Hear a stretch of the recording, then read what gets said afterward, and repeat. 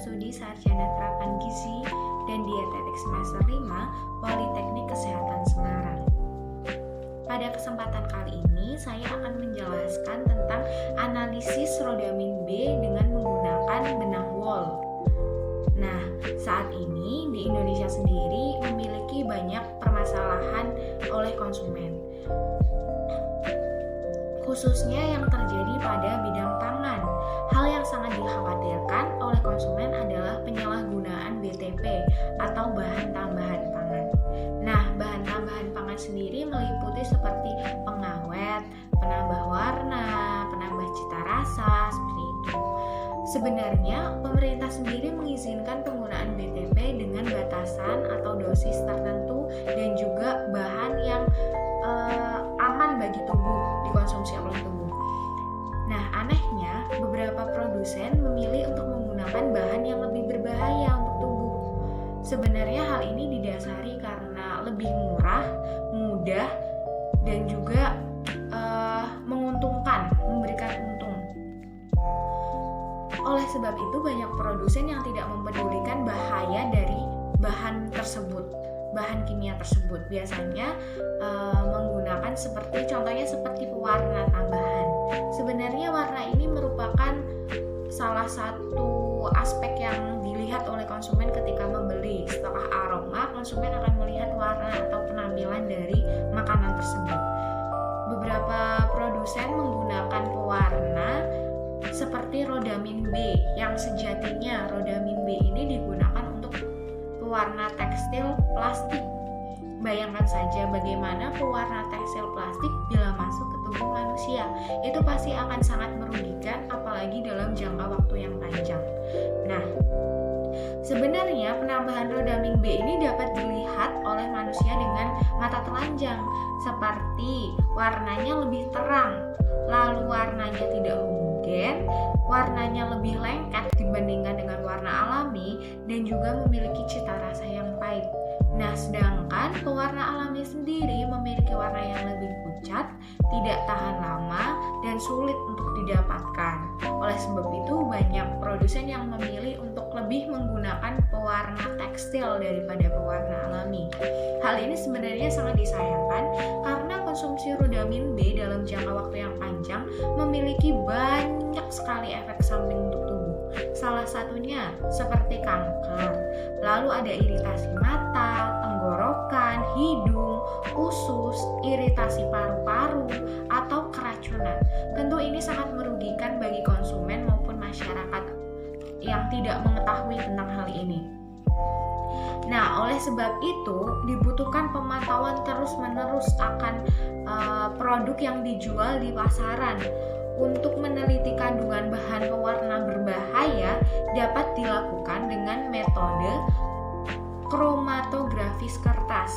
Nah, metode kromatografis kertas ini sejatinya dengan mengambil zat warna dalam contoh makanan atau minuman yang diserap oleh benang wol dalam suasana asam dan panas, lalu dilakukan kromatografi kertas seperti itu. Pertama adalah sampel ditimbang sebanyak 1 gram dengan timbangan analitik. Setelah itu, masukkan sampel pada gelas Erlenmeyer dan ditambahkan amoniak 2% sebanyak 5 ml. Hal ini digunakan untuk melarutkan sampel. Tahap yang ketiga adalah biarkan sampel dan larutan amoniak tersebut selama kurang lebih 1 jam. Setelah 1 jam, yang keempat setelah 1 jam, kemudian sampel disaring menggunakan kertas saring dan dipanaskan dalam suhu 65 derajat Celcius. Yang kelima, filtrat ditambahkan sebanyak 10 ml yang mengandung asam, di mana larutan asam dibuat dengan campuran 10 ml plus 5 ml asam asetat 6%. Yang keenam adalah dengan dimasukkannya benang wol dengan panjang 15 cm dimasukkan ke dalam larutan asam asetat, kemudian dididihkan hingga mendidih. Lalu pewarna akan mewarnai benang wol tersebut, kemudian setelah benang wol tersebut sepenuhnya berwarna, diangkat dan dicuci hingga bersih dengan Aquades sebanyak 3 kali. Lalu yang ketujuh, benang wol dimasukkan ke dalam larutan yang berisi 10 mili amoniak tadi 10% yang dilarutkan dengan etanol 70% dan dididihkan kembali. Tahap ke-8 adalah benang wol yang dicuci dengan pelarut untuk melepaskan zat pewarna rodamin B didapatkan dalam bentuk larutan. Lalu yang ke-9, larutan tersebut diuapkan kembali pada mentol pemanas hingga larutan yang tersisa lebih pekat lagi warnanya. Yang ke-10, totolkan pada kertas kromatografi menggunakan pipa kapiler.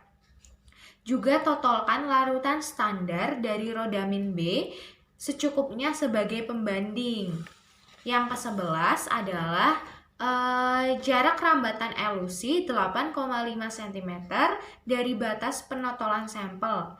Elusi dengan eluan terdiri dari etanol 70%, etil asetat banding dengan Aquades, yaitu 6:1:3. Tentukan jarak rambatan elusi dan jarak penotol dari tepi bawah kertas. Lalu yang ke-12 adalah keringkan kertas kromatografi di udara dengan suhu kamar. Amati noda warna yang timbul. Dan yang terakhir, perhitungkan atau penentuan zat pewarna dengan cara mengukur nilai RF dari masing-masing bercak tersebut. Dengan cara membagikan jarak gerak zat terlarut oleh zat pelarut. Nah, perhitungannya dengan cara RF sama dengan jarak yang ditempuh komponen dibagi dengan jarak yang ditempuh oleh eluen tadi. Kemudian, identifikasi zat pewarna sintesis rodamin B dilakukan secara kualitatif dengan metode kromatografi lapis tipis atau KLT untuk mengetahui nilai RF dari zat pewarna yang digunakan pada bahan makanan. Jenis standar warna yang digunakan adalah rodamin B murni.